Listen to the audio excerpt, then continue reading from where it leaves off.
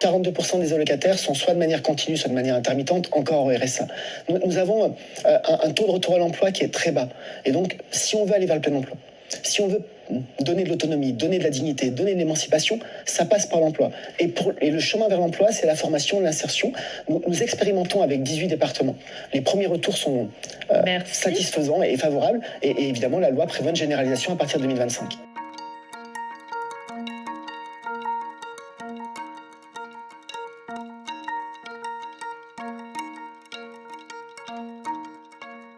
Les premiers retours sont satisfaisants et favorables. Et évidemment, la loi prévoit une généralisation à partir de 2025.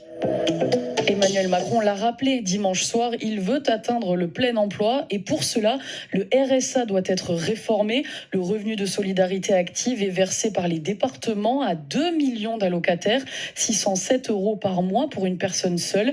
La majorité propose entre autres 15 heures d'activité hebdomadaire obligatoire pour amener les bénéficiaires vers l'emploi. Barthélémy Philippe.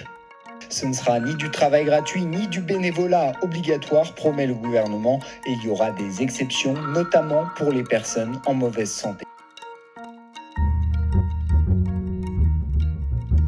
On peut dire bénévole, ça veut dire qu'on veut bien.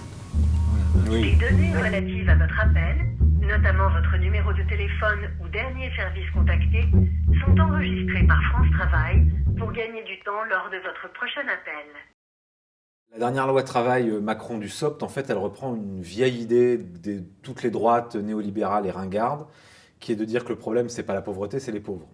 Et que les pauvres sont responsables de leur pauvreté, que les chômeurs sont responsables de leur chômage, et que donc le sujet n'est pas un sujet de responsabilité collective et de devoir pour la société de permettre aux pauvres de sortir de la pauvreté, aux chômeurs de trouver un travail, mais de responsabiliser les pauvres ou de responsabiliser les chômeurs. Parce que l'argent du RSA, ce n'est pas un argent magique. Ce n'est pas l'argent de l'État, c'est l'argent de ceux qui travaillent et de ceux qui cotisent. Alors oui, je vous le dis tranquillement, les Français qui travaillent et les Français qui cotisent, ils ont le droit de demander des comptes sur ce qu'on fait de leur argent. Bah oui, bénévole, il faut bien vouloir. Hein. Les bénévoles sont des gens qui veulent bien. L'idée d'un travail bénévole forcé, par exemple, ça serait quelque chose... C'est complètement pas possible. Bon, voilà. Donc...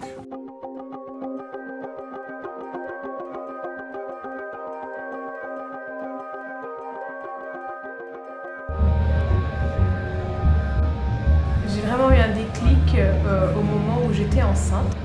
Quand on avait moins de 25 ans et qu'on était une femme seule, enceinte, on pouvait demander le RSA. Donc c'est ce que j'ai fait. Mais je suis retrouvée dans un système très compliqué, extrêmement conditionné. Limite, je me suis sentie suspectée, fliquée, alors que j'avais rien à me reprocher. J'étais juste une femme enceinte de 22 ans qui était seule. Moi, le premier argument que je donne pour le revenu universel, au-delà de tout ce que ça peut apporter comme capacité à construire du temps pour soi, du temps pour les autres, du temps pour l'engagement, du temps pour la collectivité, c'est aussi un outil d'éradication de la misère. Et je pense que 100% de la population trouve que c'est injuste qu'on vive dans une société où il y a de la grande pauvreté et de la misère. Nous soutenons la mesure phare de cette loi que les Républicains ont fait voter. Quand on reçoit le RSA, on doit faire quelques heures par semaine d'insertion professionnelle ou sociale. J'exclus bien sûr les parents isolés ou les personnes malades ou en situation de handicap, mais pas de RSA sans contrepartie. Admettons, on ne va pas payer les gens pour rien foutre. Mais il n'empêche que pour les rentiers et les héritiers, ça pose pas de problème. C'est socialement accepté, c'est peu questionné. Mais par contre, que le tout venant puisse ne rien foutre, alors là, ça pose problème. On voit bien que la taxation des plus riches en France est misérable. Et quand on pense qu'en son temps, Roosevelt taxait les hauts salaires, par exemple, je crois de 90%, je veux dire, ça n'existe pas ici. C'est aussi la logique de la réforme du RSA, c'est-à-dire de pousser les chômeurs dans les métiers en tension de manière assez brutale, pour surtout pas poser la question de la qualité des emplois dont il s'agit. Et je me suis retrouvée à gérer des suspicions de la CAF qui m'a accusée d'être une fausse femme célibataire. J'ai eu des courriers accusateurs, il fallait que je justifie de mon accouchement, du lieu de l'accouchement, la place du père, et je l'ai très mal vécu, ça a été traumatisant, alors que pourtant on n'avait vraiment rien fait de mal. Foncièrement, philosophiquement parlant, l'homme travaille. Je veux dire, on est dans un besoin d'expression, de relations sociales, d'être à l'autre, etc. Je peux demander à n'importe quelle personne qui est au chômage ou qui est au RSA, elle a une velléité de vouloir faire des choses. Et elle en fait d'ailleurs. Et elle en fait. La question, c'est est-ce qu'elles sont reconnues ou pas? Voilà.